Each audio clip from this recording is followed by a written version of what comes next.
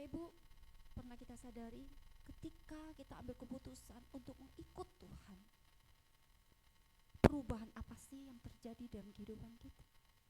Pernah kita renungkan apa yang sudah berubah dalam kehidupan saya ketika keputusan itu saya ambil untuk saya ikut Tuhan.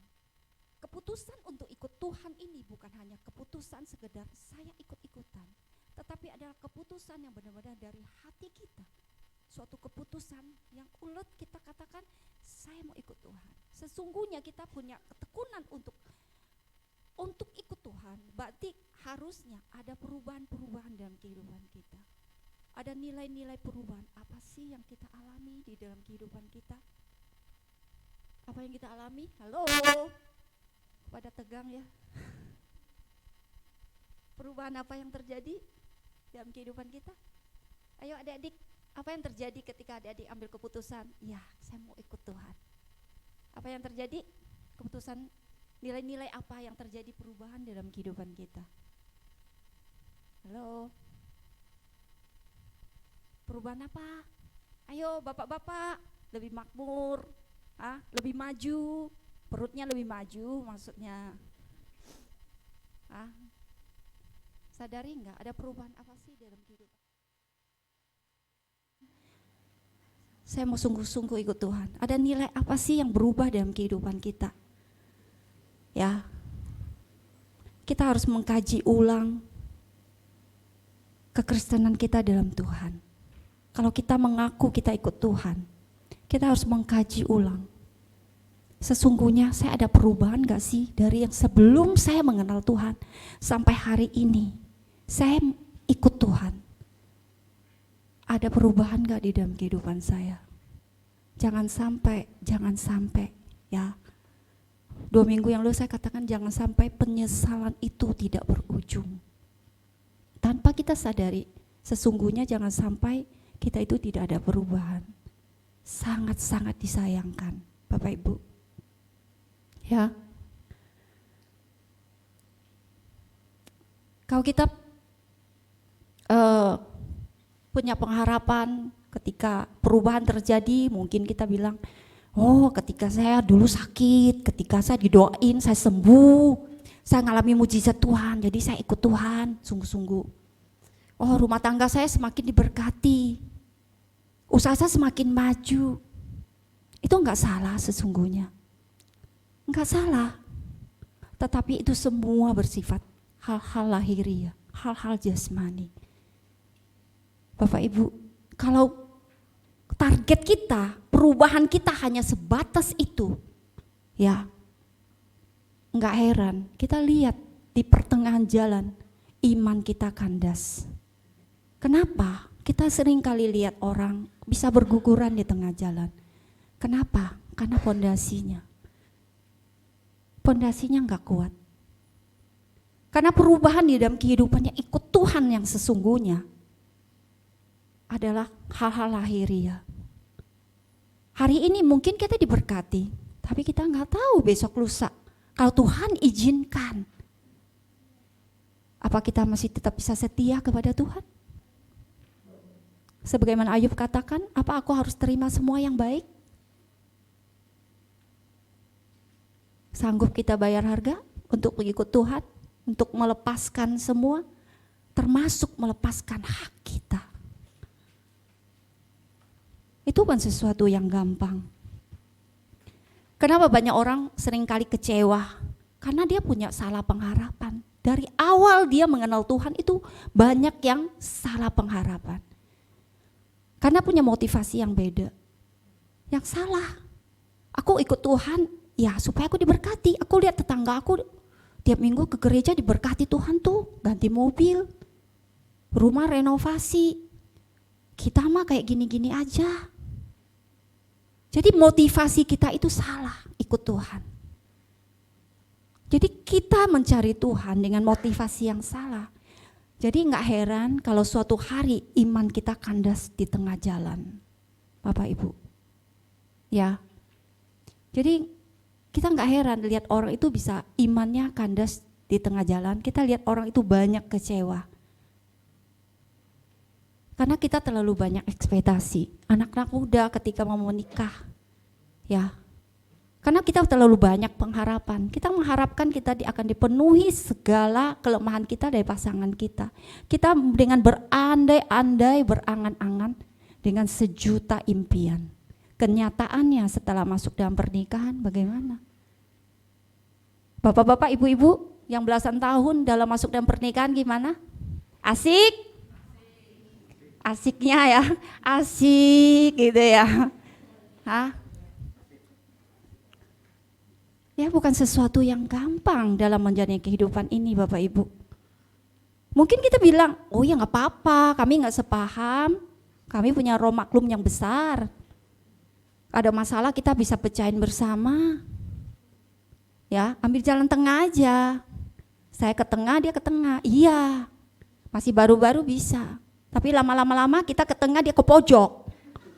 Udahannya kita bilang, kenapa aku terus yang ke tengah? Kenapa aku terus yang harus ngalah?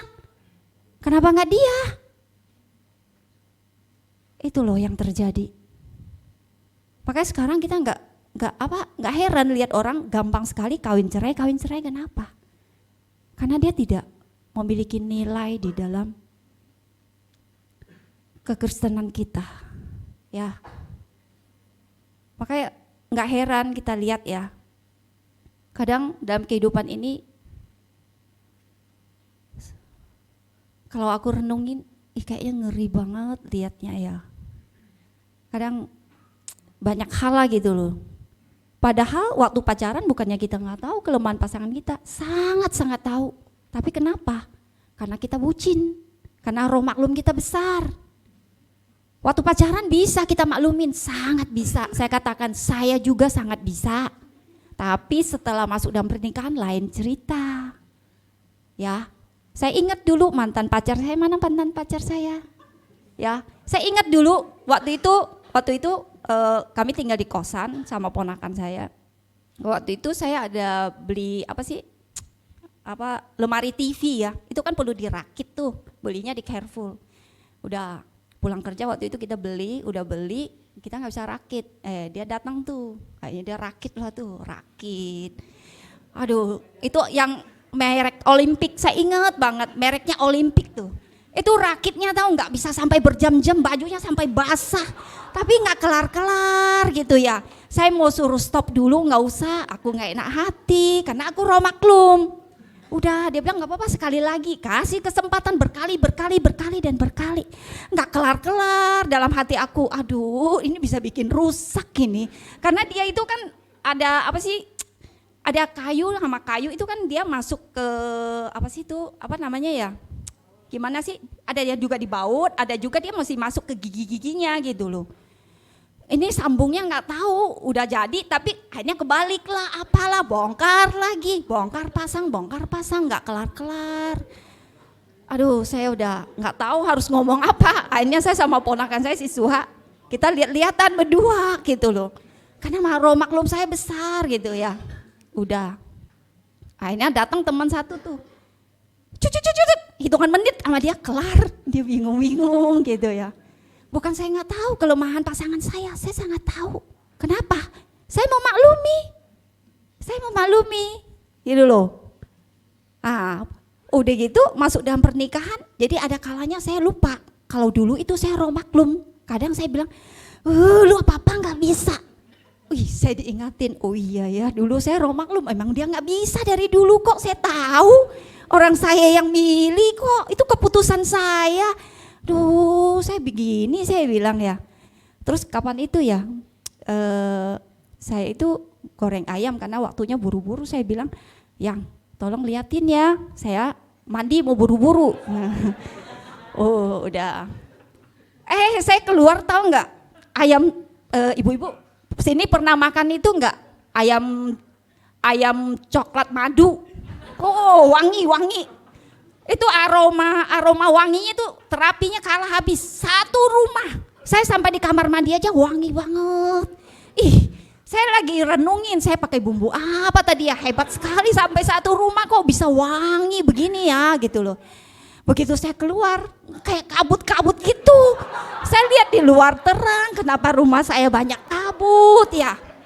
Saya panggil, yang. Dia cuma bilang, iya. Saya bilang kenapa banyak kabut begini? Dia bilang, iya gosong katanya. Iya, tapi di situ Tuhan jaga hati saya bilang, oh iya. Saya lihat dia udah ketakutan sih. Saya bilang, oh ya udah nggak apa-apa. Ya udah nggak usah. Saya bilang udah nggak usah, kita berangkat aja, nggak usah jadi makan, nggak apa-apa. Udah biarin aja. Jadi udah rasa bersalah, iya. Itulah kehidupan. Saya cuma ceritain sedikit loh, ya. Cuma ceritain sedikit. Tapi itulah kehidupan. Syukur ya, maksudnya kita di dalam Tuhan. Jadi ada kalanya saya biasanya bisa ngontrol diri saya ya. Lumayan juga saya lewat kesabarannya dia. Saya puji Tuhan si suami saya begitu sabar. Lewat kesabarannya saya termasuk orang yang gak sabar, tapi saya diproses lumayan saya bisa jadi orang sabar. Nah, ketika kami udah di tempat tidur gitu ya, baring-baring, nah di situ saya mulai. Saya bilang kadang tahu nggak, saya itu rasa lelah sekali loh dengan kamu. Ada kalanya saya rasanya menyerah, rasa lelah. Masa saya suruh goreng aja kamu gak bisa gitu loh. Orang saya memang gak bisa katanya. Dia tunjukin mukanya yang orang memang saya gak bisa gitu. Tahu nggak Bapak Ibu? Itu meluluhkan hati saya gitu loh. Jadi gak bisa bilang saya gak sayang dia, gak bisa. Jujur suami saya sekalipun memang boleh saya bilang ya, maksudnya memang soal masak ke dapur itu gak bisa sama sekali. Masak Indomie goreng aja, Indomie kuah aja jadi Indomie goreng loh. Benar. Nah dia cuma bisa itu, saya ada bikin sambal, jadi dia bisa tuh sambalnya, kalau saya nggak di rumah tuh dia pengen makan nasi goreng, dia kasih sambal, kasih telur, kasih nasi, cuma aduk, udah jadi tuh. Dia makannya juga gampang gitu, tapi saya puji Tuhan ya, punya suami yang sabar gitu loh. Lewat kesabarannya itulah memproses saya, membuat saya itu, ya maksudnya jadi orang yang sabar gitu loh. Sekalipun dia begitu, tapi tidak mengurangi sayangnya saya kepadanya. Itulah kita dalam Tuhan. Bapak Ibu, bukan hal yang gampang. Saya percaya ini bukan hanya saya yang alamin.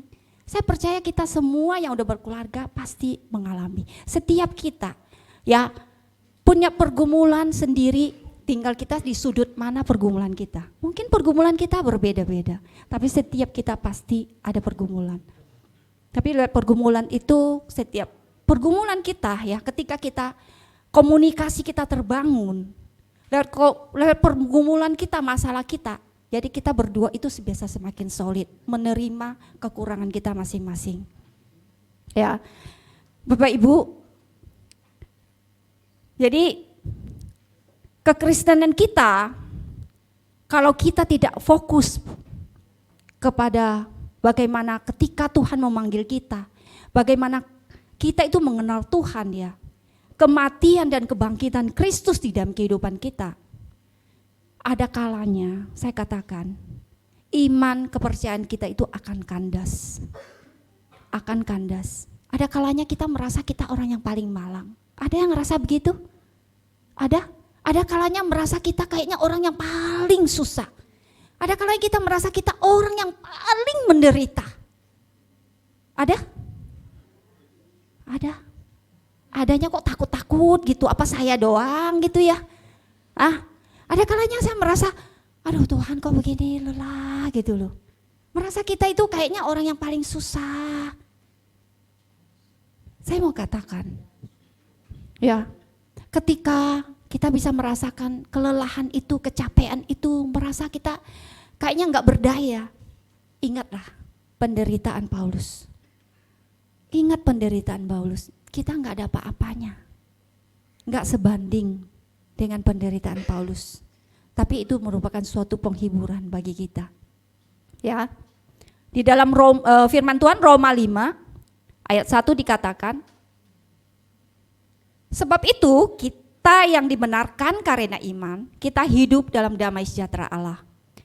Dengan Allah oleh karena Tuhan kita Yesus Kristus. Firman Tuhan katakan, sebab itu ya, kita yang dibenarkan karena iman, kita hidup dalam damai sejahtera dengan Allah oleh karena Tuhan kita Yesus Kristus. Jadi firman Tuhan ini mengingatkan saya dan Bapak Ibu bahwa kita dibenarkan bukan karena perbuatan baik saya dan Bapak Ibu, bukan karena kesalehan kita, tapi kita manusia naturnya adalah dosa.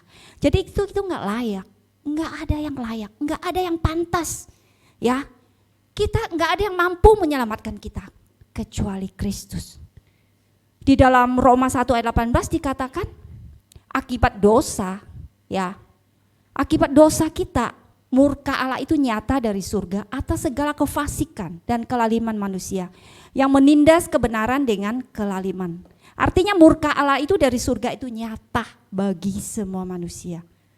Ya Bapak Ibu, kita tahu ya bagaimana ketika manusia jatuh dalam dosa di dalam Kejadian 3, manusia berusaha menyembunyikan dari Tuhan. Manusia berusaha menyelesaikan dengan caranya sendiri. Manusia berusaha ambil daun dari pohon ara untuk bikin cawat dia sendiri. Bersembunyi jauh dari Allah. Tetapi kita lihat usaha Allah. Ya, kita lihat ya.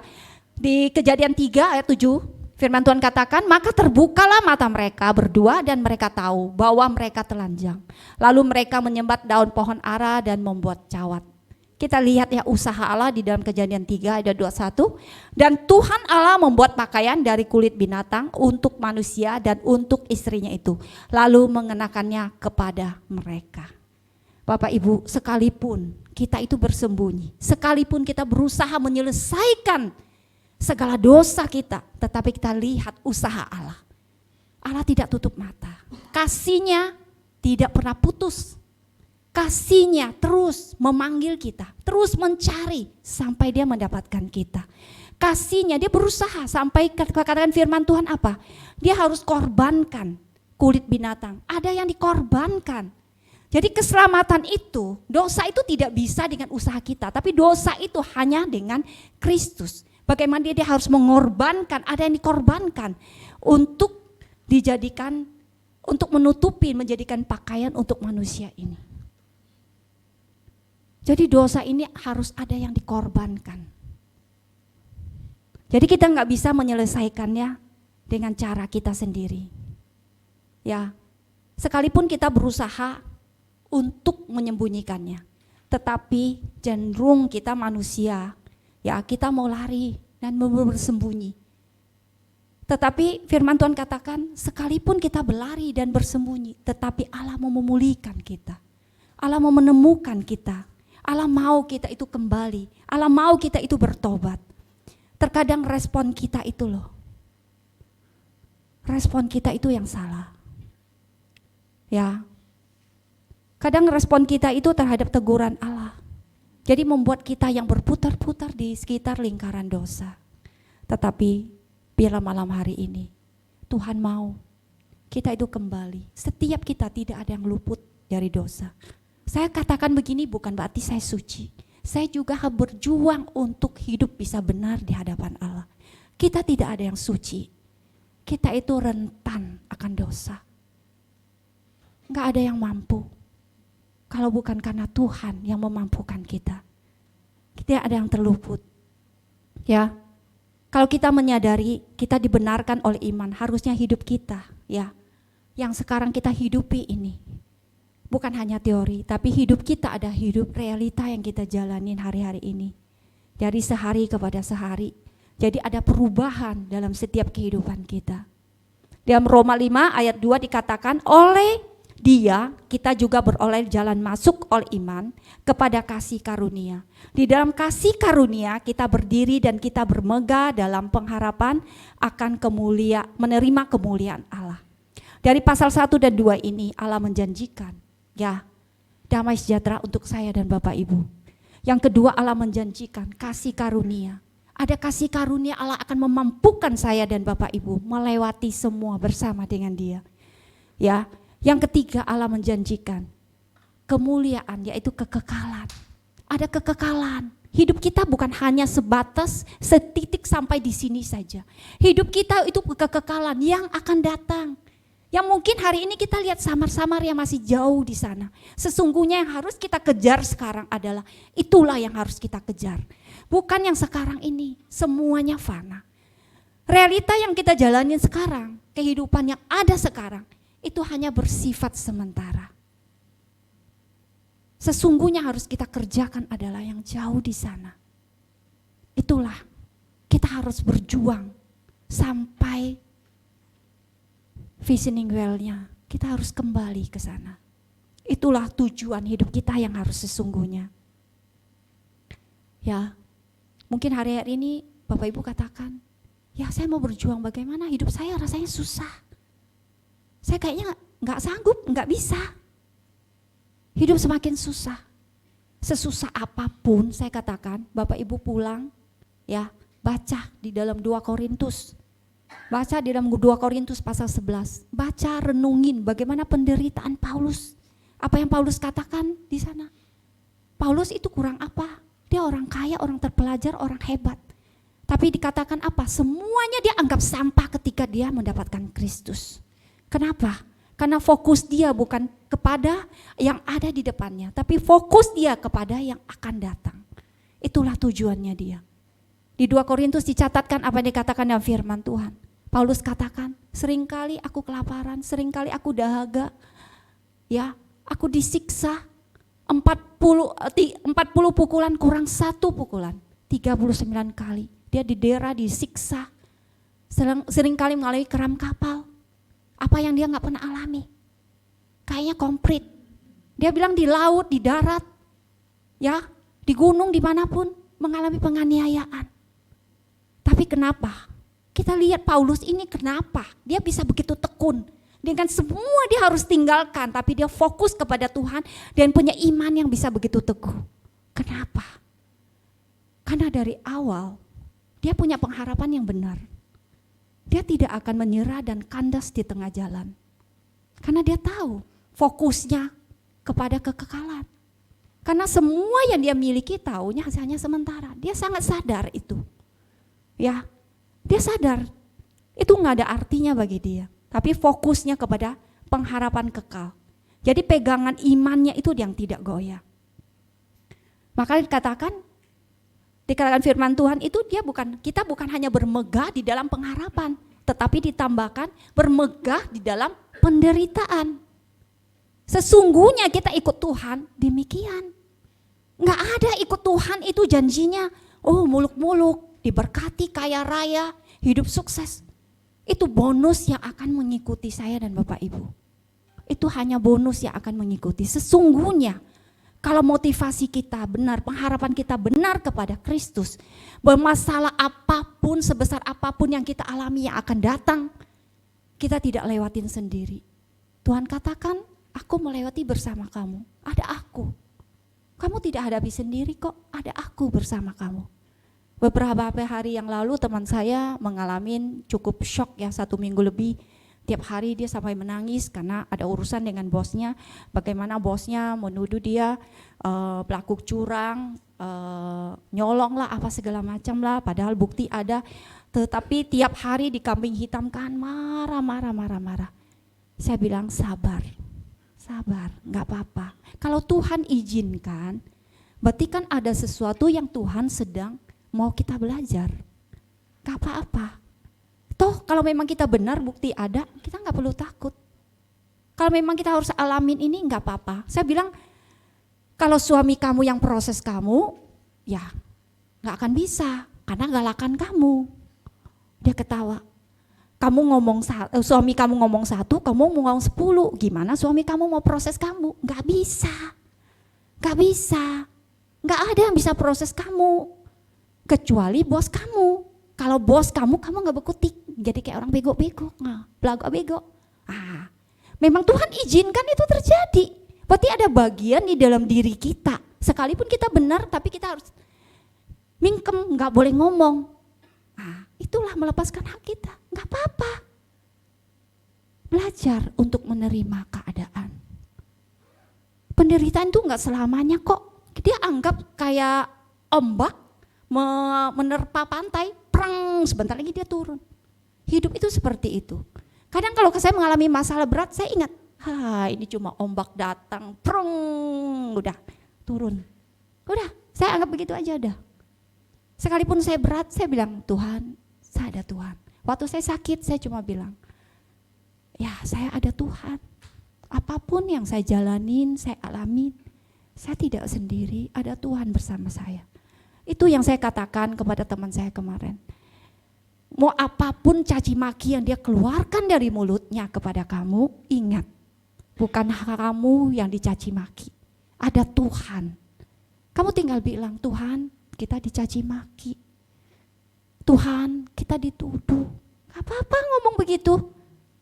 Itu menjadikan kekuatan. Itu menjadikan penghiburan bagi kita.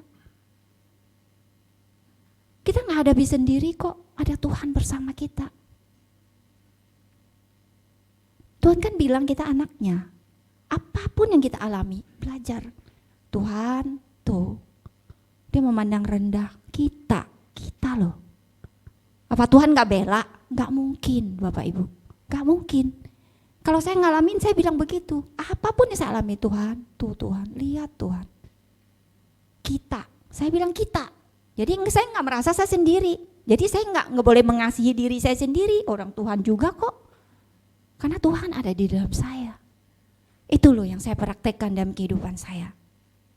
Amin. Mungkin hari ini kita banyak mengalami rasa takut akan masa depan kita, yang merasa nggak sanggup. Tapi pengharapan dia, setiap pengharapan kita percaya, halangan itu pasti ada. Tetapi saya percaya Bapak Ibu yang saya kasih dalam tempat ini, kita akan mampu melewati setiap ujian. Karena ujian untuk pengharapan itulah, ya, kita akan mampu melewati setiap penderitaan. Dalam Roma 5 ayat 3, Paulus katakan, dan bukan hanya itu saja, kita malah bermegah juga dalam kesengsaraan kita, karena kita tahu bahwa kesengsaraan itu menimbulkan ketekunan. Bapak Ibu, ternyata di dalam kesengsaraan, kita harus bermegah, kata si Paulus, kenapa? Karena kesengsaraan itu menimbulkan ketekunan. Ya, kualitas iman kita akan teruji. Ketekunan kita itu akan terlihat. Ya, kita akan terlihat bagaimana kita itu bermegah di dalam penderitaan. Jadi akan terlihat bagaimana kualitas ketekunan kita di dalam Tuhan. Jadi bukan berarti kita dipanggil untuk menghindari hidup senang-senang gitu ya. Enggak, Tuhan gak demikian kok. Tuhan gak demikian. Bukan berarti, wah kalau begitu berarti kita tidak boleh menikmati kesenangan dong. Kalau begitu berarti kita harus menikmati kesengsaraan dong. Enggak ya, Tuhan kita enggak demikian. Dia Tuhan yang baik, dia menyediakan yang terbaik untuk saya dan Bapak Ibu. Ya, satu hal, kesengsaraan itu tidak akan menghancurkan iman saya dan Bapak Ibu. Tetapi dia akan mengungkapkan kualitas saya dan iman saya dan Bapak Ibu. Ya, tekanan dalam hidup itu tidak bisa kita elakkan. Tetapi hidup dalam tekanan itu pilihan dalam setiap kita. Itu pilihan saya dan Bapak Ibu. Kita mau terus hidup dalam tekanan atau bagaimana? Itu pilihan kita. Itu pilihan bagi saya dan Bapak Ibu, itu pilihan. Tapi kalau tekanan ada, tiap hari itu ada. Kita nggak bisa terelakkan. Tapi pilihan kita, saya mau hidup di dalamnya apa tidak? Itu pilihan kita. Kalau kita mau terus hidup dalam tekanan, ya udah, menderitalah kau di situ. Tetapi kalau kitanya nggak mau, lu mau tekanan datang, kita itu akan jadi pemenang. Kita nggak akan ditekan oleh dia. Amin. Ya. Jadi ada 3 alasan ya bagaimana kita bisa teguh di tengah penderitaan. Yang pertama, karena di tengah penderitaan Allah sedang kerjakan kebaikan. Amin. Allah kita dahsyat loh. Jadi di tengah penderitaan dikatakan firman Tuhan, Allah sedang kerjakan kebaikan. Kita lihat ya, seringkali terjadi mujizat, terjadi orang bisa percaya Tuhan. Kenapa? Ketika didoain dia mengalami Tuhan, akhirnya dia bisa jadi percaya Tuhan. Jadi kita lihat di balik penderitaan itu Allah sedang mengerjakan kebaikan sampai dia harus mengalami Tuhan. Maka endingnya di dalam firman Tuhan seringkali kita lihat Tuhan mengadakan mujizat, terjadi kesembuhan, bukan hanya kesembuhan yang Tuhan sedang kerjakan, tetapi lebih daripada itu keselamatan yang Tuhan kerjakan. Buat apa kita cuma disembuhkan tetapi kita mengalami kebinasaan? Enggak ada artinya. Itu kesembuhan itu hanya bersifat fana, sementara. Hari ini kita sembuh, besok lusa kita bisa sakit lagi kok. Ada yang gak pernah sakit? Ada yang udah sembuh 1 kali gak sakit-sakit gitu ada? Gak ada ya? Gak ada. Maka kita lihat ya, kalau kita renungin firman Tuhan ya, kesembuhan demi kesembuhan Tuhan kerjakan, tapi di balik semua kesembuhan itu sesungguhnya Tuhan kerjakan keselamatan itu di dalam diri orang itu. Itu yang terpenting sesungguhnya, bukan kesembuhannya. Maka kita cari Tuhan itu jangan salah fokus, jangan mencari berkatnya, jangan mencari kesembuhannya. Keselamatan yang Tuhan kerjakan di dalam kehidupan saya dan Bapak Ibu, itulah yang harus kita pegang teguh. Itu yang harus kita kerjakan. Kalau masalah kesehatan, kesembuhan, ya masalah hidup mati kita itu di tangan Tuhan. Masalah kesehatan ya di tangan kita. Sebagaimana kita mau menjaga kehidupan kita. Sejauh itu kita bisa hidup sehat ya bisa. Kalau kita sembrono dengan kehidupan kita, itu pilihan dalam kehidupan kita. Tapi hidup mati kita itu di tangan Tuhan. Lebih dari itu sebenarnya keselamatan itulah yang Allah mau kerjakan dalam kehidupan kita. Yang perlu kita pegang teguh adalah keselamatan itu. Maka itu Bapak Ibu yang saya kasih dalam Tuhan. Ada masalah apapun jangan pernah lari dari Tuhan. Jangan pernah tinggalkan Tuhan. Keselamatan yang Tuhan kerjakan jauh lebih besar nilainya dari apa yang kita ada pada hari ini. Ya. Jauh lebih besar dan tak ternilai. Amin. Jadi kualitas iman kita itu bisa teruji. Aku lihat ya, pegawai saya kalau baru datang, kalau pegawai saya yang lama-lama itu kalau ngangkat bahan, di rumah saya kan konveksi. Jadi kalau konveksi itu mereka angkat bahan itu kan seikat gitu ya, sekitar ada 20 lusin, 25 lusin gitu bahan. Kalau mereka udah lama, enteng sekali gitu loh. Plek, udah tinggal naik tangga gitu loh, bahkan anak tangga dia jadiin satu anak tangga, loncat-loncat, cepet sekali gitu. Yang baru datang dia angkat bahannya, tahu nggak caranya gimana? Digendong begini kayak gendong bayi.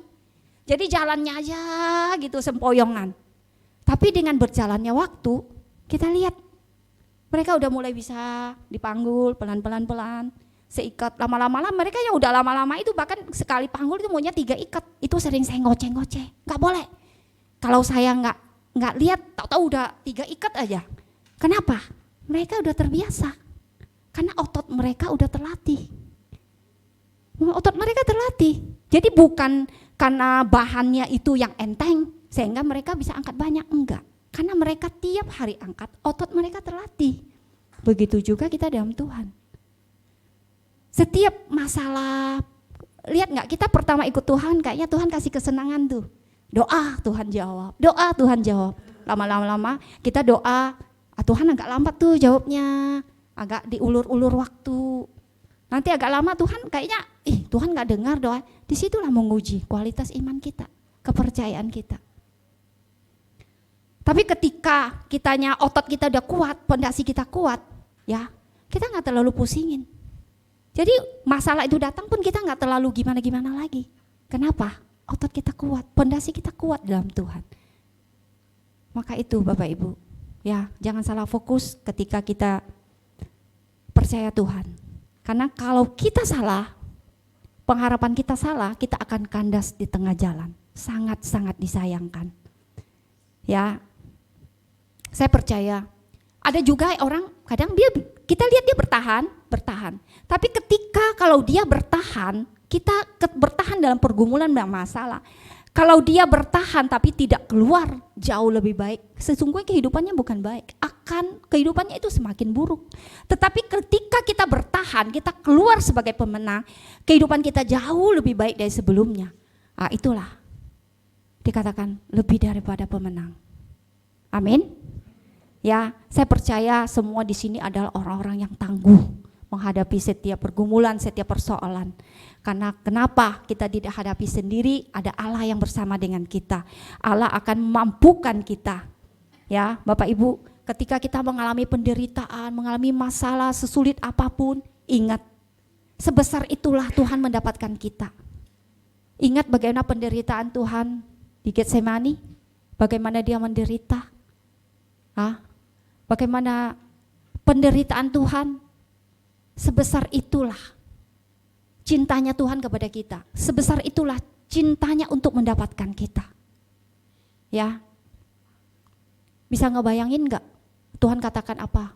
Bapak kalau boleh cawan ini lalu daripadaku. Kalau seandainya Tuhan bilang, udah Bapak gak usahlah cawan ini ya, terlalu berat, gak sanggup. Bagaimana dengan kita loh? Bagaimana dengan kita? Kalau Tuhan Yesus katakan, Bapak udahlah gak usahlah, cawan ini gak usahlah, gak jadilah. habis tuh kita. Waktu Tuhan Yesus di atas kayu salib, orang ngeledek dia. Turun lu kalau Tuhan lu, buktikan dirimu lu.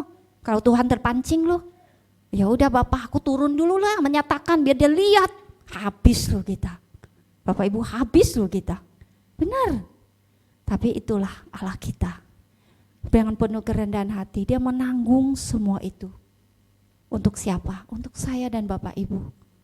Untuk mendapatkan kita kembali. Dia tidak memposingkan keadaannya, tidak memikirkan keberadaannya, tidak memikirkan penderitaannya, ketakutannya. Tetapi dia bayar itu semua untuk mendapatkan saya dan Bapak Ibu. Bagaimana perjuangan yang besar untuk kita. Pernah nggak kita merenungin? Ya, kadang ada kalanya kita itu terlalu manja, ada masalah dikit aja kita menyalahkan Tuhan. Ada masalah dikit aja kita jauh dari Tuhan. Gak ada waktu untuk Tuhan, tinggalkan Tuhan. Sesungguhnya kalau kita renungin kasih Tuhan yang panjang sabar buat kita gak akan mampu membayar kasih Tuhan. Kita gak akan mampu dengan apapun yang kita lakukan. Ya, jangan banyak mengeluh ya, hari-hari ini memang berat, tapi jangan banyak mengeluh. Ada Tuhan bersama dengan kita, Tuhan akan memberikan kekuatan bagi setiap kita. Setiap kita bukan hanya tahan uji, tapi saya percaya orang-orang sini adalah orang-orang yang lulus, yang lolos dari ujian. Ya, saya percaya pengharapan kita semakin jelas, semakin kuat, dan kita telah latih untuk menghadapi setiap penderitaan-penderitaan dengan berbagai penderitaan. Ya, karena saya percaya kita semua ada pribadi yang jauh lebih hebat, lebih baik dan akan tampil sebagai pemenang. Ya, percayalah bahwa penderitaan tidak akan menghancurkan harapan kita karena Allah sedang kerjakan kebaikan. Ya, Allah bukan hanya sedang mengerjakan kebaikan, tetapi Dia akan menunjukkan kebaikannya buat saya dan Bapak Ibu. Ya, biar malam hari ini setiap kita mau menyadari bahwa kita ini lemah, kita berdosa, kita itu seterunya Allah. Tetapi karena kasih Allah yang besar kepada saya dan Bapak Ibu, waktu kita masih berdosa pun, masih lemah pun, masih gak berdaya pun, Allah mengampuni kita, Allah mau mati untuk kita, Allah mengangkat kita. Ya, tidak mudah bagi seseorang untuk mati yang tidak kita kenal, tetapi Allah kita mau mati untuk saya dan Bapak Ibu. Sekalipun kita masih berdosa, kita belum berubah, tapi kasih-Nya tak berkesudahan ada untuk saya dan Bapak Ibu. Amin. Ya, biarlah saya dan Bapak Ibu tidak menyerah dalam kehidupan ini, kita terus mau berjuang. Kita terus mau berjuang bersama dengan Allah yang memberikan kekuatan. Ya, Allah akan bekerjakan jauh lebih besar dalam kehidupan saya dan Bapak Ibu. Ada kekuatan Allah akan memampukan kita bersama. Kita tundukkan kepala, berdoa. Bapa, terima kasih buat firman-Mu malam hari ini. Aku percaya Tuhan, firman tidak akan lewat begitu saja, tapi ada kekuatan kasih Allah melingkupi setiap kami, memampukan kami. Lewat setiap pergumulan persoalan, ada Allah di bersama kami. Kami tidak hadapi seorang diri, ada kekuatan Allah. Lewat setiap pergumulan persoalan yang kami alami Tuhan, itu akan melihat setiap kualitas iman kami Tuhan. Akan kelihatan ya Bapa. Setiap penderitaan tidak akan menghancurkan setiap pengharapan kami di dalam Engkau, tetapi itu akan membuat kami semakin kokoh di dalam Engkau. Kami boleh melihat bagaimana karya-karya Tuhan. Kami mengalami cinta Tuhan semakin dalam hidup kami. Dan tidak ada yang akan menggoyahkan kami, hanya Engkau Tuhan satu-satunya. Terima kasih Tuhan, segala pujian, syukur, hormat dan kemuliaan hanya bagi-Mu. Di dalam Kristus Yesus Tuhan, haleluya, amin. Tuhan memberkati kita.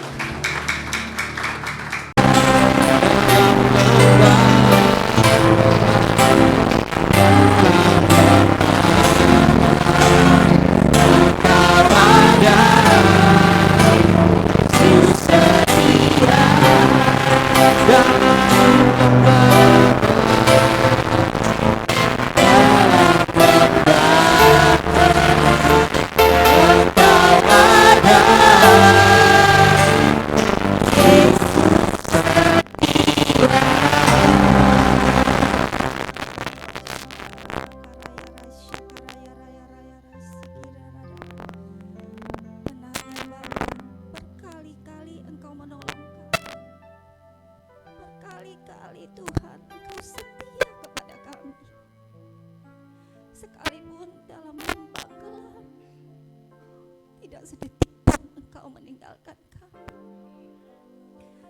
Engkau selalu ada untuk kami Tuhan.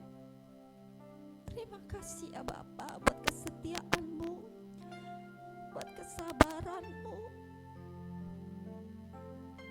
buat kemurahan-Mu di dalam hidup kami. Engkau berusaha sampai Engkau merebut mendapatkan kami Tuhan. Begitu berharganya kami di hadapan-Mu, begitu bernilainya kami di hadapan-Mu Tuhan. Tetapi seringkali kami tidak menyadari Tuhan, bagaimana Engkau berjuang, bagaimana Engkau berjuang untuk mendapatkan kami. Terima kasih ya Bapa. Setiap kami yang berpengharapan di dalam Engkau Tuhan, lewatin setiap proses penderitaan Tuhan, kami tahu itu tidak akan menghancurkan kami, tetapi itu akan membuktikan kualitas iman kami ya Tuhan. Terima kasih malam hari ini Roh Kudus, berbicaralah lewat hamba-Mu yang gak ada apa-apanya. Urapi Tuhan, urapi setiap kami yang mendengarnya. Biarlah setiap kebenaran firman-Mu boleh membangkitkan iman kami ya Tuhan. Kami tidak goyah menghadapi setiap keadaan, setiap pergumulan, setiap permasalahan, tapi kami akan kuat melewati bersama dengan Engkau, sebab Engkau setia. Inilah kami Tuhan, segala pujian, syukur, hormat dan kemuliaan hanya bagi-Mu di dalam nama Yesus. Haleluya, amin. Selamat malam Bapak Ibu yang saya kasih dalam Tuhan.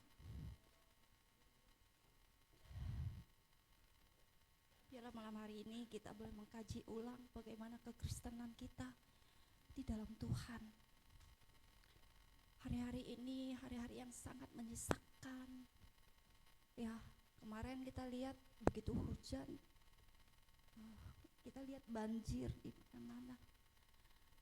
Kadangkala membuat kita merasa lihat kehidupan ini kayaknya Tuhan membuat kita takut. Kayak kita membuat kita kayak gak berdaya gitu loh. Tema firman malam hari ini katakan dengan tema penderitaan yang tidak akan menghancurkan pengharapan.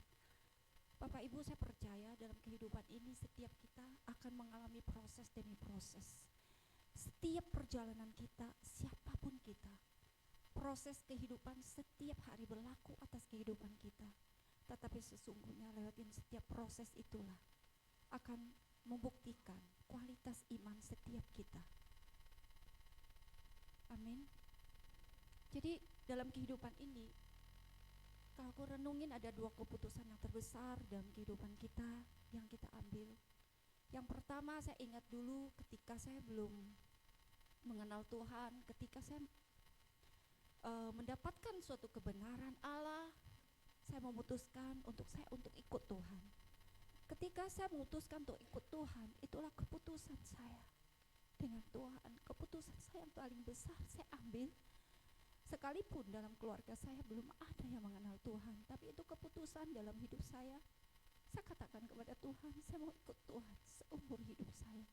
Sekalipun orang tua saya nggak tahu, tapi di situ keputusan saya dengan Tuhan saya ambil.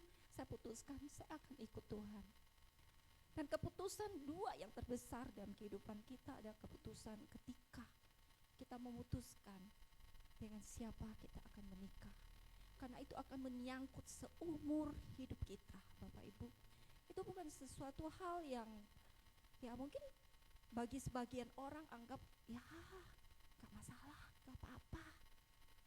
Tapi sesungguhnya kalau kita benar-benar mau hidup di dalam Tuhan, itu ada keputusan yang menyangkut seumur hidup kita, yang tidak ada batasnya, seumur hidup kita.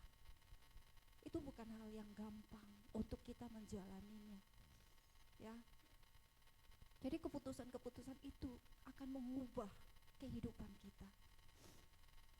Bapak Ibu, pernah kita sadari ketika kita ambil keputusan untuk mengikut Tuhan, perubahan apa sih yang terjadi dalam kehidupan kita? Pernah kita renungkan? Apa yang sudah berubah dalam kehidupan saya ketika keputusan itu saya saya ambil untuk saya ikut Tuhan. Keputusan untuk ikut Tuhan ini bukan hanya keputusan sekedar saya ikut-ikutan, tetapi adalah keputusan yang benar-benar dari hati kita. Suatu keputusan yang ulet kita katakan, saya mau ikut Tuhan. Sesungguhnya kita punya ketekunan untuk ikut Tuhan, berarti harusnya ada perubahan-perubahan dalam kehidupan kita. Ada nilai-nilai perubahan apa sih yang kita alami di dalam kehidupan kita? Apa yang kita alami? Halo, pada tegang ya. Perubahan apa yang terjadi dalam kehidupan kita? Ayo adik-adik, apa yang terjadi ketika adik-adik ambil keputusan? Ya, saya mau ikut Tuhan. Apa yang terjadi? Keputusan, nilai-nilai apa yang terjadi perubahan dalam kehidupan kita? Halo. Perubahan apa? Ayo bapak-bapak, lebih makmur, lebih maju, perutnya lebih maju maksudnya. Sadari enggak ada perubahan apa sih dalam kehidupan? Saya mau sungguh-sungguh ikut Tuhan. Ada nilai apa sih yang berubah dalam kehidupan kita? Ya, kita harus mengkaji ulang kekristenan kita dalam Tuhan. Kalau kita mengaku kita ikut Tuhan, kita harus mengkaji ulang. Sesungguhnya saya ada perubahan gak sih dari yang sebelum saya mengenal Tuhan sampai hari ini saya ikut Tuhan? Ada perubahan gak di dalam kehidupan saya? Jangan sampai ya. 2 minggu yang lalu saya katakan jangan sampai penyesalan itu tidak berujung. Tanpa kita sadari, sesungguhnya jangan sampai kita itu tidak ada perubahan. Sangat-sangat disayangkan, Bapak Ibu. Ya. Kalau kita punya pengharapan ketika perubahan terjadi, mungkin kita bilang, oh ketika saya dulu sakit, ketika saya didoain, saya sembuh, saya ngalami mujizat Tuhan, jadi saya ikut Tuhan, sungguh-sungguh. Oh rumah tangga saya semakin diberkati, usaha saya semakin maju. Itu enggak salah sesungguhnya, enggak salah. Tetapi itu semua bersifat hal-hal lahiriah, hal-hal jasmani. Bapak Ibu, kalau target kita, perubahan kita hanya sebatas itu, ya enggak heran kita lihat di pertengahan jalan iman kita kandas. Kenapa? Kita sering kali lihat orang bisa berguguran di tengah jalan. Kenapa? Karena pondasinya enggak kuat. Karena perubahan di dalam kehidupannya ikut Tuhan yang sesungguhnya adalah hal-hal lahiriah. Hari ini mungkin kita diberkati, tapi kita nggak tahu besok lusa. Kalau Tuhan izinkan, apa kita masih tetap bisa setia kepada Tuhan? Sebagaimana Ayub katakan, apa aku harus terima semua yang baik? Sanggup kita bayar harga untuk mengikut Tuhan, untuk melepaskan semua, termasuk melepaskan hak kita. Itu bukan sesuatu yang gampang. Kenapa banyak orang seringkali kecewa? Karena dia punya salah pengharapan. Dari awal dia mengenal Tuhan itu banyak yang salah pengharapan. Karena punya motivasi yang beda. Yang salah. Aku ikut Tuhan ya supaya aku diberkati. Aku lihat tetangga aku tiap minggu ke gereja diberkati Tuhan tuh, ganti mobil, rumah renovasi. Kita mah kayak gini-gini aja. Jadi motivasi kita itu salah ikut Tuhan. Jadi kita mencari Tuhan dengan motivasi yang salah. Jadi enggak heran kalau suatu hari iman kita kandas di tengah jalan. Bapak Ibu. Ya. Jadi kita enggak heran lihat orang itu bisa imannya kandas di tengah jalan. Kita lihat orang itu banyak kecewa. Karena kita terlalu banyak ekspektasi. Anak-anak muda ketika mau menikah, ya, karena kita terlalu banyak pengharapan. Kita mengharapkan kita akan dipenuhi segala kelemahan kita dari pasangan kita. Kita dengan berandai-andai, berangan-angan dengan sejuta impian. kenyataannya setelah masuk dalam pernikahan bagaimana? Bapak-bapak, ibu-ibu yang belasan tahun dalam masuk dalam pernikahan gimana? Asik? Asiknya ya, asik gitu ya. Hah? Ya bukan sesuatu yang gampang dalam menjalani kehidupan ini Bapak Ibu. Mungkin kita bilang, oh ya gak apa-apa, kami gak sepaham, kami punya roh maklum yang besar. Ada masalah kita bisa pecahin bersama. Ya, ambil jalan tengah aja. Saya ke tengah, dia ke tengah. Iya, masih baru-baru bisa. Tapi lama-lama kita ke tengah, dia ke pojok. Udahannya kita bilang, kenapa aku terus yang ke tengah? Kenapa aku terus yang harus ngalah? Kenapa nggak dia? Itu loh yang terjadi. Makanya sekarang kita nggak heran lihat orang gampang sekali kawin cerai. Kenapa? Karena dia tidak memiliki nilai di dalam kekristenan kita, ya. Makanya nggak heran kita lihat ya. Kadang dalam kehidupan ini, kalau aku renungin, kayaknya ngeri banget liatnya ya. Kadang banyak hal lah gitu loh. Padahal waktu pacaran bukannya kita nggak tahu kelemahan pasangan kita, sangat-sangat tahu. Tapi kenapa? Karena kita bucin, karena roh maklum kita besar. Waktu pacaran bisa kita maklumin, sangat bisa. Saya katakan saya juga sangat bisa. Tapi setelah masuk dalam pernikahan lain cerita. Ya, saya ingat dulu mantan pacar saya, mana mantan pacar saya? Ya, saya ingat dulu waktu itu kami tinggal di kosan sama ponakan saya. Waktu itu saya ada beli lemari TV ya. Itu kan perlu dirakit tuh, belinya di Carrefour. Udah pulang kerja waktu itu kita udah beli, kita nggak bisa rakit. Dia datang tuh, kayaknya dia rakit. Aduh, itu yang merek Olimpik, saya ingat banget mereknya Olimpik tuh. Itu rakitnya tahu nggak bisa sampai berjam-jam, bajunya sampai basah, tapi nggak kelar-kelar gitu ya. Saya mau suruh stop dulu, nggak usah, aku nggak enak hati karena aku roh maklum. Udah, dia bilang nggak apa-apa, sekali lagi, kasih kesempatan berkali, nggak kelar-kelar. Dalam hati aku, aduh ini bisa bikin rusak ini, karena dia itu kan ada kayu sama kayu itu kan dia masuk ke gimana sih? Ada dia juga di baut, ada juga dia masih masuk ke gigi-giginya gitu loh. Ini sambungnya nggak tahu, udah jadi tapi akhirnya kebalik lah, apalah, bongkar pasang, nggak kelar-kelar. Aduh, saya udah nggak tahu harus ngomong apa. Akhirnya saya sama ponakan saya si Suha, kita lihat-lihatan berdua gitu loh. Karena roh maklum saya besar gitu ya. Udah, akhirnya datang teman satu tuh, hitungan menit sama dia kelar, dia bingung-bingung gitu ya. Bukan saya nggak tahu kelemahan pasangan saya sangat tahu. Kenapa? Saya mau maklumi, gitu loh. Udah gitu masuk dalam pernikahan, jadi ada kalanya saya lupa. Kalau dulu itu saya roh maklum, kadang saya bilang, lu apa-apa nggak bisa. Saya diingatin, oh iya ya dulu saya roh maklum, emang dia nggak bisa dari dulu kok, saya tahu orang saya yang milih kok, itu keputusan saya. Duh, saya begini, saya bilang ya. Terus kapan itu ya, saya itu goreng ayam karena waktunya buru-buru, saya bilang, Yang tolong liatin ya, saya mandi mau buru-buru. Oh udah.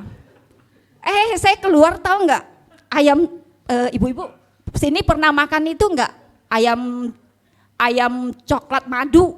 Oh wangi.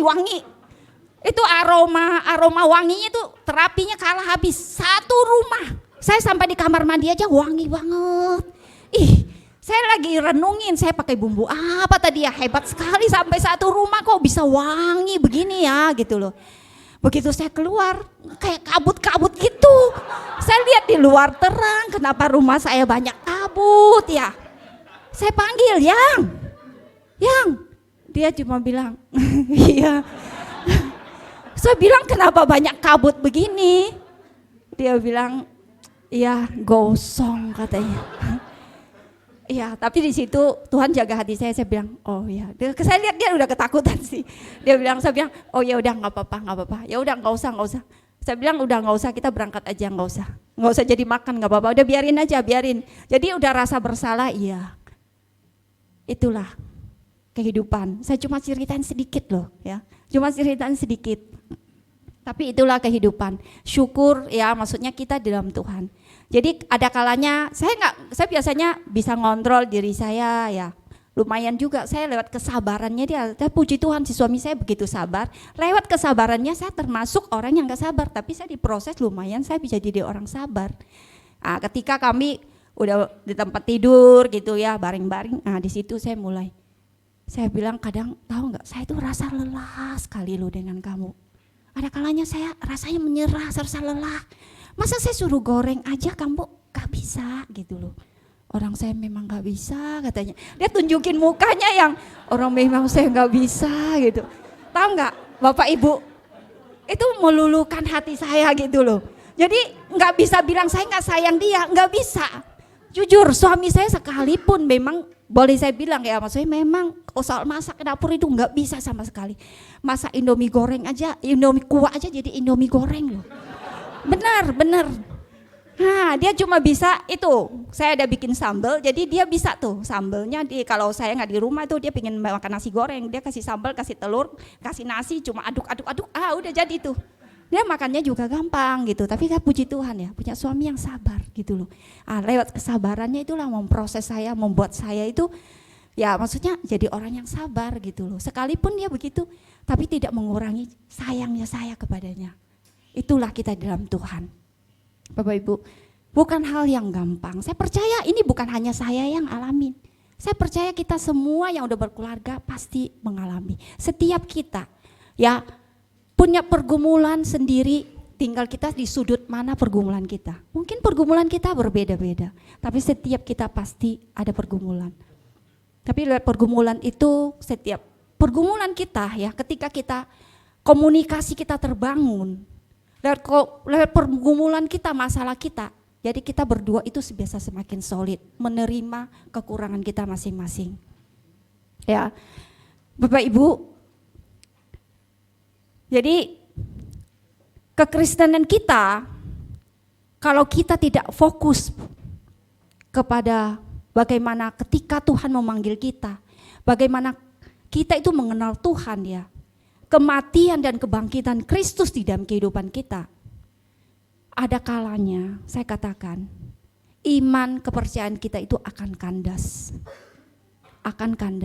Ada kalanya kita merasa kita orang yang paling malang. Ada yang merasa begitu? Ada kalanya merasa kita kayaknya orang yang paling susah. Ada kalanya kita merasa kita orang yang paling menderita. Ada? Adanya kok takut-takut gitu, apa saya doang gitu ya. Ada kalanya saya merasa, aduh Tuhan kok begini lelah gitu loh. Merasa kita itu kayaknya orang yang paling susah. Saya mau katakan, ya ketika kita bisa merasakan kelelahan itu, kecapean itu, merasa kita kayaknya gak berdaya. Ingatlah penderitaan Paulus.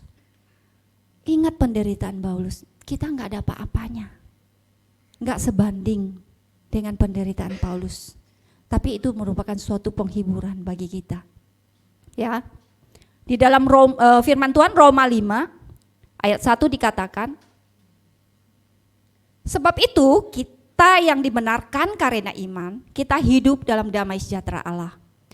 Dengan Allah oleh karena Tuhan kita Yesus Kristus. Firman Tuhan katakan, sebab itu ya, kita yang dibenarkan karena iman, kita hidup dalam damai sejahtera dengan Allah oleh karena Tuhan kita Yesus Kristus.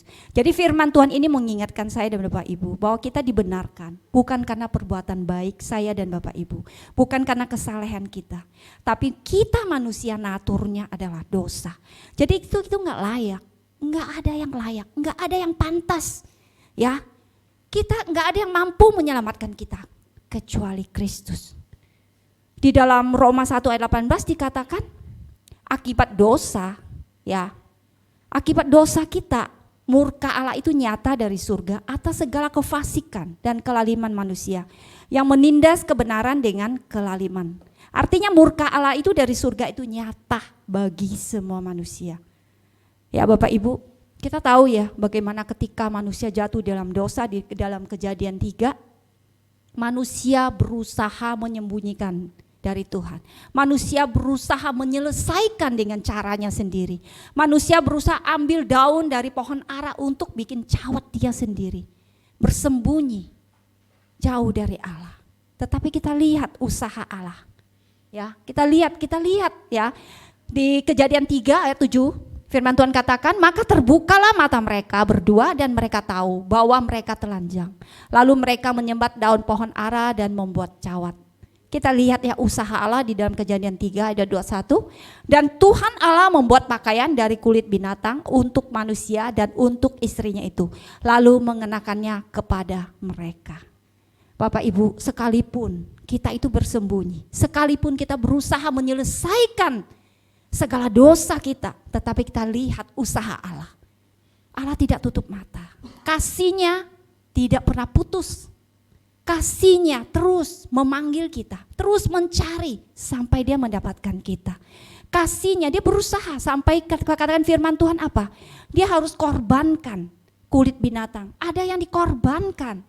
Jadi keselamatan itu, dosa itu tidak bisa dengan usaha kita, tapi dosa itu hanya dengan Kristus. Bagaimana dia harus mengorbankan, ada yang dikorbankan untuk dijadikan, untuk menutupi, menjadikan pakaian untuk manusia ini. Jadi dosa ini harus ada yang dikorbankan. Jadi kita nggak bisa menyelesaikannya dengan cara kita sendiri. Ya, sekalipun kita berusaha untuk menyembunyikannya, tetapi cenderung kita manusia, ya kita mau lari dan bersembunyi. Tetapi firman Tuhan katakan sekalipun kita berlari dan bersembunyi, tetapi Allah mau memulihkan kita. Allah mau menemukan kita. Allah mau kita itu kembali. Allah mau kita itu bertobat. Terkadang respon kita itu loh. Respon kita itu yang salah. Ya. Kadang respon kita itu terhadap teguran Allah. Jadi membuat kita yang berputar-putar di sekitar lingkaran dosa. Tetapi biarlah malam hari ini Tuhan mau kita itu kembali. Setiap kita tidak ada yang luput dari dosa. Saya katakan begini bukan berarti saya suci. Saya juga berjuang untuk hidup bisa benar di hadapan Allah. Kita tidak ada yang suci. Kita itu rentan akan dosa. Enggak ada yang mampu. Kalau bukan karena Tuhan yang memampukan kita. Kita ada yang terluput. Ya. Kalau kita menyadari kita dibenarkan oleh iman, harusnya hidup kita ya. Yang sekarang kita hidupi ini. Bukan hanya teori, tapi hidup kita ada hidup realita yang kita jalanin hari-hari ini. Dari sehari kepada sehari. Jadi ada perubahan dalam setiap kehidupan kita. Dalam Roma 5 ayat 2 dikatakan oleh Dia kita juga beroleh jalan masuk oleh iman kepada kasih karunia. Di dalam kasih karunia kita berdiri dan kita bermegah dalam pengharapan akan menerima kemuliaan Allah. Dari pasal 1 dan 2 ini Allah menjanjikan ya damai sejahtera untuk saya dan Bapak Ibu. Yang kedua Allah menjanjikan kasih karunia. Ada kasih karunia Allah akan memampukan saya dan Bapak Ibu melewati semua bersama dengan Dia. Ya. Yang ketiga Allah menjanjikan kemuliaan yaitu kekekalan. Ada kekekalan. Hidup kita bukan hanya sebatas setitik sampai di sini saja. Hidup kita itu kekekalan yang akan datang. Yang mungkin hari ini kita lihat samar-samar yang masih jauh di sana. Sesungguhnya yang harus kita kejar sekarang adalah itulah yang harus kita kejar. Bukan yang sekarang ini, semuanya fana. Realita yang kita jalanin sekarang, kehidupan yang ada sekarang, itu hanya bersifat sementara. Sesungguhnya harus kita kerjakan adalah yang jauh di sana. Itulah kita harus berjuang sampai visioning well-nya. Kita harus kembali ke sana. Itulah tujuan hidup kita yang harus sesungguhnya. Ya, mungkin hari-hari ini Bapak Ibu katakan, ya saya mau berjuang bagaimana hidup saya rasanya susah. Saya kayaknya nggak sanggup, nggak bisa. Hidup semakin susah. Sesusah apapun saya katakan, Bapak Ibu pulang ya, baca di dalam 2 Korintus. Baca di dalam 2 Korintus pasal 11. Baca, renungin bagaimana penderitaan Paulus. Apa yang Paulus katakan di sana. Paulus itu kurang apa? Dia orang kaya, orang terpelajar, orang hebat. Tapi dikatakan apa? Semuanya dia anggap sampah ketika dia mendapatkan Kristus. Kenapa? Karena fokus dia bukan kepada yang ada di depannya, tapi fokus dia kepada yang akan datang. Itulah tujuannya dia. Di 2 Korintus dicatatkan apa yang dikatakan dalam firman Tuhan. Paulus katakan, seringkali aku kelaparan, seringkali aku dahaga, ya, aku disiksa 40 pukulan kurang 1 pukulan, 39 kali. Dia didera, disiksa, seringkali melalui keram kapal. Apa yang dia gak pernah alami? Kayaknya komplit. Dia bilang di laut, di darat, ya, di gunung, dimanapun mengalami penganiayaan. Tapi kenapa? Kita lihat Paulus ini kenapa? Dia bisa begitu tekun. Dengan semua dia harus tinggalkan, tapi dia fokus kepada Tuhan dan punya iman yang bisa begitu teguh. Kenapa? Karena dari awal dia punya pengharapan yang benar. Dia tidak akan menyerah dan kandas di tengah jalan. Karena dia tahu fokusnya kepada kekekalan. Karena semua yang dia miliki taunya hanya sementara. Dia sangat sadar itu. Ya, dia sadar itu nggak ada artinya bagi dia. Tapi fokusnya kepada pengharapan kekal. Jadi pegangan imannya itu yang tidak goyah. Maka dikatakan firman Tuhan itu kita bukan hanya bermegah di dalam pengharapan, tetapi ditambahkan bermegah di dalam penderitaan. Sesungguhnya kita ikut Tuhan demikian. Nggak ada ikut Tuhan itu janjinya, oh muluk-muluk, diberkati, kaya raya, hidup sukses. Itu bonus yang akan mengikuti saya dan Bapak Ibu. Itu hanya bonus yang akan mengikuti. Sesungguhnya kalau motivasi kita benar, pengharapan kita benar kepada Kristus, bermasalah apapun, sebesar apapun yang kita alami yang akan datang, kita tidak lewatin sendiri. Tuhan katakan, aku melewati bersama kamu, ada aku. Kamu tidak hadapi sendiri kok, ada aku bersama kamu. Beberapa hari yang lalu teman saya mengalami cukup shock ya, 1 minggu lebih. Tiap hari dia sampai menangis karena ada urusan dengan bosnya, bagaimana bosnya menuduh dia pelaku curang, nyolong lah apa segala macam lah, padahal bukti ada, tetapi tiap hari dikambing hitamkan, marah. Saya bilang sabar, nggak apa-apa. Kalau Tuhan izinkan, berarti kan ada sesuatu yang Tuhan sedang mau kita belajar, nggak apa-apa. Toh kalau memang kita benar, bukti ada, kita nggak perlu takut. Kalau memang kita harus alamin ini nggak apa-apa. Saya bilang kalau suami kamu yang proses kamu, ya nggak akan bisa karena galakan kamu. Dia ketawa. Suami kamu ngomong 1, kamu mau ngomong 10. Gimana suami kamu mau proses kamu? Nggak bisa. Nggak ada yang bisa proses kamu kecuali bos kamu. Kalau bos kamu nggak berkutik, jadi kayak orang bego-bego, belagu bego. Memang Tuhan izinkan itu terjadi. Berarti ada bagian di dalam diri kita. Sekalipun kita benar, tapi kita harus mingkem, nggak boleh ngomong. Itulah melepaskan hak kita, nggak apa-apa. Belajar untuk menerima keadaan. Penderitaan itu nggak selamanya kok. Dia anggap kayak ombak menerpa pantai, prang, sebentar lagi dia turun. Hidup itu seperti itu. Kadang kalau saya mengalami masalah berat, saya ingat, ini cuma ombak datang, prang, udah turun. Udah, saya anggap begitu aja udah. Sekalipun saya berat, saya bilang, Tuhan, saya ada Tuhan. Waktu saya sakit, saya cuma bilang, ya saya ada Tuhan. Apapun yang saya jalanin, saya alamin, saya tidak sendiri, ada Tuhan bersama saya. Itu yang saya katakan kepada teman saya kemarin. Mau apapun caci maki yang dia keluarkan dari mulutnya kepada kamu, ingat, bukan kamu yang dicaci maki, ada Tuhan. Kamu tinggal bilang, Tuhan kita dicaci maki, Tuhan kita dituduh, gak apa-apa ngomong begitu. Itu menjadikan kekuatan, itu menjadikan penghiburan bagi kita. Kita nggak hadapi sendiri kok, ada Tuhan bersama kita. Tuhan kan bilang kita anaknya. Apapun yang kita alami, belajar. Tuhan tuh, dia memandang rendah kita loh. Apa Tuhan gak bela? Gak mungkin Bapak Ibu, gak mungkin. Kalau saya ngalamin saya bilang begitu, apapun yang saya alami Tuhan, tuh Tuhan, lihat Tuhan. Kita, saya bilang kita.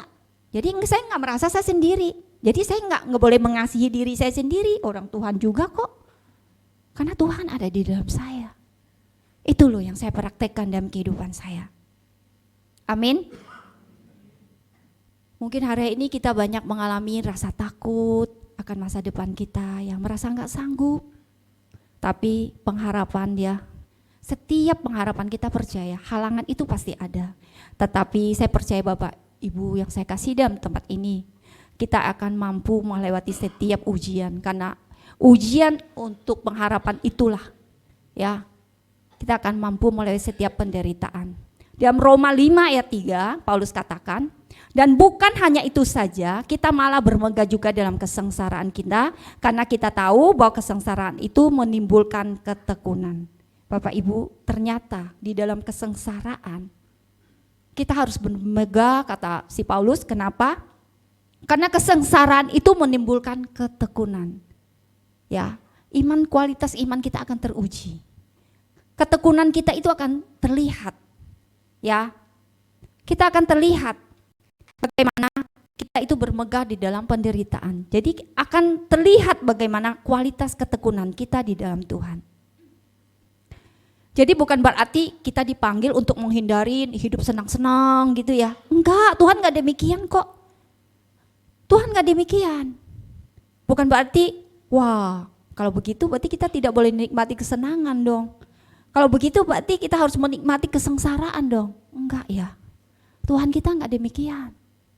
Dia Tuhan yang baik, dia menyediakan yang terbaik untuk saya dan Bapak Ibu. Ya, satu hal, kesengsaraan itu tidak akan menghancurkan iman saya dan Bapak Ibu, tetapi dia akan mengungkapkan kualitas saya dan iman saya dan Bapak Ibu. Ya, tekanan dalam hidup itu tidak bisa kita elakkan.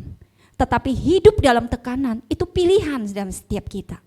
Itu pilihan saya dan Bapak Ibu. Kita mau terus hidup dalam tekanan atau bagaimana? Itu pilihan kita.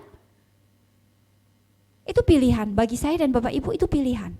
Tapi kalau tekanan ada, tiap hari itu ada. Kita nggak bisa terelakkan, tapi pilihan kita, saya mau hidup di dalamnya apa tidak, itu pilihan kita.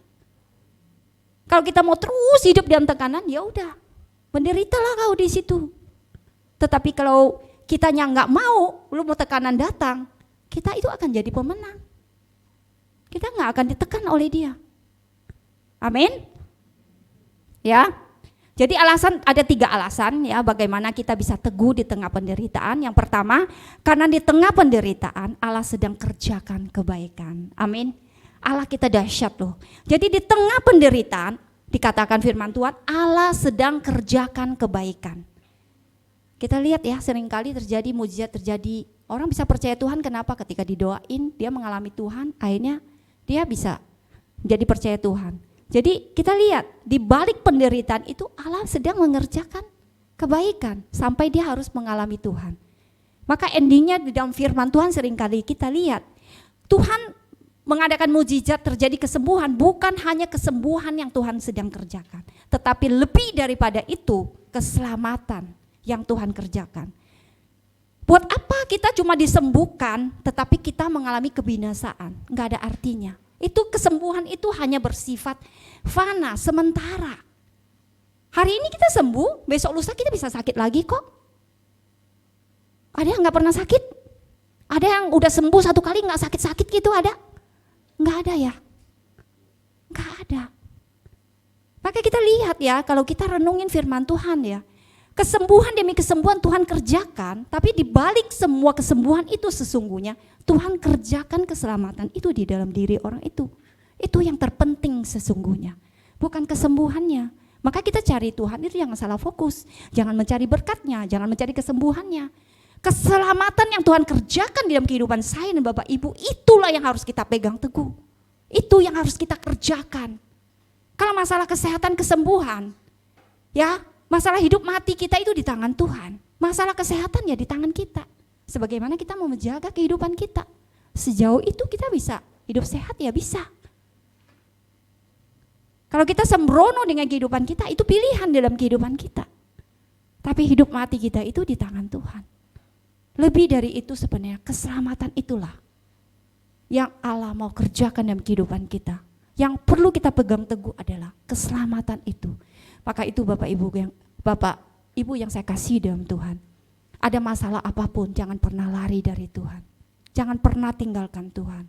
Keselamatan yang Tuhan kerjakan jauh lebih besar nilainya dari apa yang kita ada pada hari ini. Ya. Jauh lebih besar dan tak ternilai.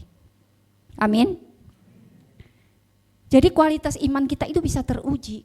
Aku lihat ya, pegawai saya kalau baru datang, kalau pegawai saya yang lama-lama itu kalau ngangkat bahan, di rumah saya kan konveksi. Jadi kalau konveksi itu mereka angkat bahan itu kan seikat gitu ya, sekitar ada 20 lusin, 25 lusin gitu bahan.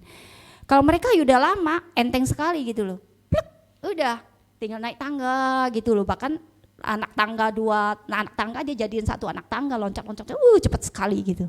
Yang baru datang dia angkat bahannya, tahu nggak caranya gimana? Digendong begini kayak gendong bayi. Jadi jalannya aja gitu sempoyongan. Tapi dengan berjalannya waktu kita lihat mereka udah mulai bisa dipanggul pelan-pelan, seikat lama-lama mereka yang udah lama-lama itu bahkan sekali panggul itu maunya 3 ikat. Itu sering saya ngoceh-ngoceh, nggak boleh. Kalau saya nggak lihat, tahu-tahu udah 3 ikat aja. Kenapa? Mereka udah terbiasa. Karena otot mereka udah terlatih. Otot mereka terlatih. Jadi bukan karena bahannya itu yang enteng sehingga mereka bisa angkat banyak, enggak. Karena mereka tiap hari angkat, otot mereka terlatih. Begitu juga kita dalam Tuhan. Setiap masalah, lihat nggak, kita pertama ikut Tuhan kayaknya Tuhan kasih kesenangan tuh. Doa Tuhan jawab, doa Tuhan jawab. Lama-lama kita doa, Tuhan agak lambat tuh jawabnya, agak diulur-ulur waktu. Nanti agak lama Tuhan kayaknya, Tuhan nggak dengar doa. Disitulah menguji kualitas iman kita, kepercayaan kita. Tapi ketika otot kita udah kuat, pondasi kita kuat, ya kita nggak terlalu pusingin. Jadi masalah itu datang pun kita nggak terlalu gimana-gimana lagi. Kenapa? Otot kita kuat, pondasi kita kuat dalam Tuhan. Maka itu Bapak Ibu, ya jangan salah fokus ketika kita percaya Tuhan. Karena kalau kita salah, pengharapan kita salah, kita akan kandas di tengah jalan. Sangat-sangat disayangkan. Ya, saya percaya. Ada juga orang kadang kita lihat dia bertahan. Tapi ketika kalau dia bertahan, kita bertahan dalam pergumulan dan masalah. Kalau dia bertahan tapi tidak keluar, jauh lebih baik. Sesungguhnya kehidupannya bukan baik, kehidupannya itu semakin buruk. Tetapi ketika kita bertahan, kita keluar sebagai pemenang, kehidupan kita jauh lebih baik dari sebelumnya. Itulah dikatakan lebih daripada pemenang. Amin. Ya, saya percaya semua di sini adalah orang-orang yang tangguh menghadapi setiap pergumulan, setiap persoalan. Karena kenapa kita tidak hadapi sendiri, ada Allah yang bersama dengan kita. Allah akan memampukan kita. Ya, Bapak Ibu, ketika kita mengalami penderitaan, mengalami masalah sesulit apapun, ingat, sebesar itulah Tuhan mendapatkan kita. Ingat bagaimana penderitaan Tuhan di Getsemani, bagaimana dia menderita.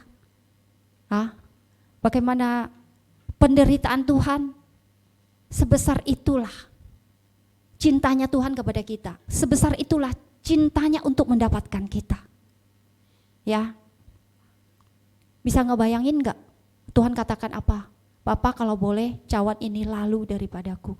Kalau seandainya Tuhan bilang, udah Bapak gak usahlah cawan ini ya, terlalu berat, gak sanggup. Bagaimana dengan kita loh? Bagaimana dengan kita? Kalau Tuhan Yesus katakan, Bapak udahlah gak usahlah, cawan ini gak usahlah, gak jadilah, habis tuh kita. Waktu Tuhan Yesus di atas kayu salib, orang ngeledek dia, Turun lu kalau Tuhan lu, buktikan dirimu lu. Kalau Tuhan terpancing lu, ya udah Bapak aku turun dulu lah menyatakan biar dia lihat. Habis lu kita. Bapak Ibu habis lu kita. Benar. Tapi itulah Allah kita. Dengan penuh kerendahan hati dia menanggung semua itu. Untuk siapa? Untuk saya dan Bapak Ibu. Untuk mendapatkan kita kembali.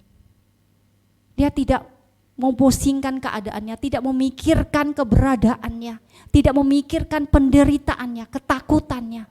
Tetapi dia bayar itu semua untuk mendapatkan saya dan Bapak Ibu. Bagaimana perjuangan yang besar untuk kita. Pernah nggak kita merenungin? Ya, kadang ada kalanya kita itu terlalu manja, ada masalah dikit aja kita menyalahkan Tuhan. Ada masalah dikit aja kita jauh dari Tuhan. Gak ada waktu untuk Tuhan, tinggalkan Tuhan. Sesungguhnya kalau kita renungin kasih Tuhan yang panjang sabar buat kita nggak akan mampu membayar kasih Tuhan. Kita nggak akan mampu dengan apapun yang kita lakukan. Ya, jangan banyak mengeluh ya. Hari-hari ini memang berat, tapi jangan banyak mengeluh.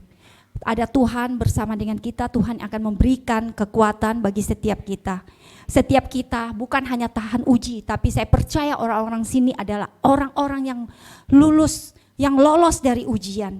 Ya, saya percaya pengharapan kita semakin jelas, semakin kuat, dan kita telah latih untuk menghadapi setiap penderitaan-penderitaan dengan berbagai penderitaan. Ya, karena saya percaya kita semua ada pribadi yang jauh lebih hebat, lebih baik dan akan tampil sebagai pemenang. Ya, percayalah bahwa penderitaan tidak akan menghancurkan harapan kita karena Allah sedang kerjakan kebaikan. Ya, Allah bukan hanya sedang mengerjakan kebaikan, tetapi Dia akan menunjukkan kebaikannya buat saya dan Bapak Ibu. Ya, bila malam hari ini setiap kita mau menyadari bahwa kita ini lemah, kita berdosa, kita itu seterunya Allah. Tetapi karena kasih Allah yang besar kepada saya dan Bapak Ibu, waktu kita masih berdosa pun, masih lemah pun, masih gak berdaya pun, Allah mengampuni kita, Allah mau mati untuk kita, Allah mengangkat kita. Ya, tidak mudah bagi seseorang untuk mati yang tidak kita kenal, tetapi Allah kita mau mati untuk saya dan Bapak Ibu. Sekalipun kita masih berdosa, kita belum berubah, tapi kasih-Nya tak berkesudahan ada untuk saya dan Bapak Ibu. Amin. Ya, biarlah saya dan Bapak Ibu tidak menyerah dalam kehidupan ini, kita terus mau berjuang. Kita terus mau berjuang bersama dengan Allah yang memberikan kekuatan. Ya, Allah akan bekerjakan jauh lebih besar dalam kehidupan saya dan Bapak Ibu. Ada kekuatan Allah akan memampukan kita bersama. Kita tundukkan kepala, berdoa. Bapa, terima kasih buat firman-Mu malam hari ini. Aku percaya Tuhan, firman tidak akan lewat begitu saja, tapi ada kekuatan kasih Allah melingkupi setiap kami, memampukan kami. Lewat setiap pergumulan persoalan, ada Allah di bersama kami. Kami tidak hadapi seorang diri, ada kekuatan Allah. Lewat setiap pergumulan persoalan yang kami alami Tuhan, itu akan melihat setiap kualitas iman kami Tuhan, akan kelihatan ya Bapa. Setiap penderitaan tidak akan menghancurkan setiap pengharapan kami di dalam Engkau, tetapi itu akan membuat kami semakin kokoh di dalam Engkau. Kami boleh melihat bagaimana karya-karya Tuhan, kami mengalami cinta Tuhan semakin dalam hidup kami. Tidak ada yang akan menggoyahkan kami, hanya Engkau Tuhan satu-satunya. Terima kasih Tuhan, segala pujian, syukur, hormat dan kemuliaan hanya bagi-Mu. Di dalam Kristus Yesus Tuhan, haleluya, amin. Tuhan memberkati kita.